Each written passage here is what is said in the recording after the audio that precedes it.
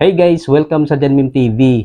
Ngayong araw ay ituturo ko naman sa inyo kung paano malalaman kung ilan ang nakakonek sa inyong Converge Bida Fiber. Ito ay upang magawan agad natin ng paraan para hindi na sila makapag-connect sa inyong Wi-Fi router. Kaya simulan na natin guys, pero bago ang lahat, huwag niyong kalimutang mag-subscribe at mag-like at pinutin ang notification bell upang maging updated kayo sa susunod kong mga uploads na video.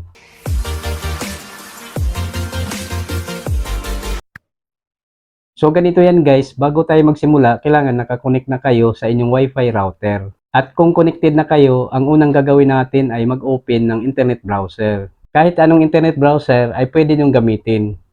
So itap lang natin itong Chrome. Then pag nag-open na siya, itype lang natin dito sa address bar yung IP address ng Converge Bida router, itong 192.168.1.1.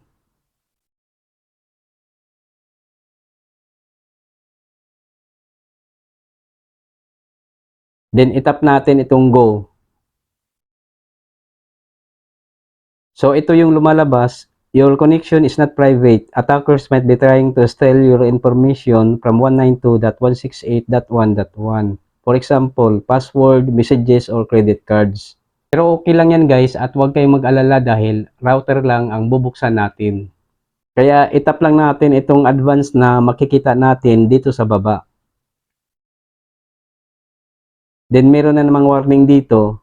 This server could not prove that it is 192.168.1.1.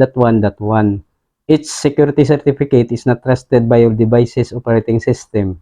This may be caused by a misconfiguration or an attacker intercepting your connection. Pero sabi ko nga kanina, router lang ang bubuksan natin. Kaya itap lang natin itong proceed to 192.168.1.1 unsafe. So ayan guys, ito na yung admin web interface ng Bida router. At dito sa username, ang i-type natin ay user.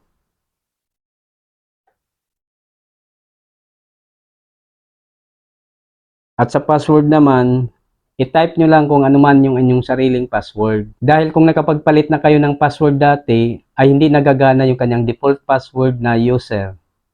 So halimbawa sa akin, dahil nakapagpalit na ako ng password, ang ita-type ko ay yung aking sariling password.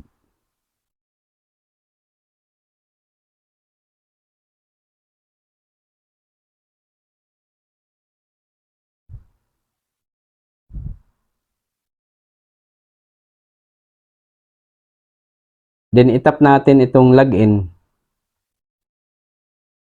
So ayan guys, ito na yung dashboard ng Bida router. Then para malaman natin kung ilan yung mga nakakonek sa ating Wi-Fi, ay itap lang natin itong associated devices. So dito guys, under ng MAC address, meron tayong makikitang dalawang linya ng group of numbers. Ito yung MAC address ng bawat cellphone na nakakonek sa ating Wi-Fi router. So dahil dalawang MAC address yung nakikita natin, ibig sabihin dalawang cellphone ang nakakonek sa ating Wi-Fi. Next naman ay tingnan natin kung ilan yung mga nakakonek sa 5G Wi-Fi network. Itap lang natin itong WLAN Radio 5G. Then para malaman natin kung ilan ang nakakonek dito, ay itap lang natin itong associated devices. Then dito, under ng MAC address, meron lang tayong makikitang isang linya ng group of numbers. Ito yung MAC address ng cellphone na nakakonek sa 5G Wi-Fi network.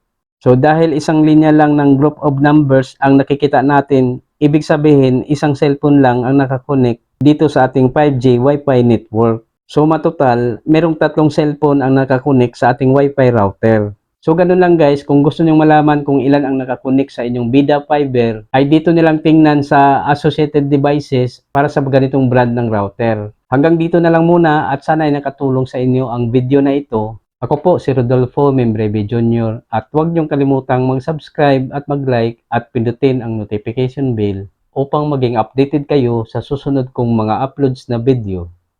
Bye!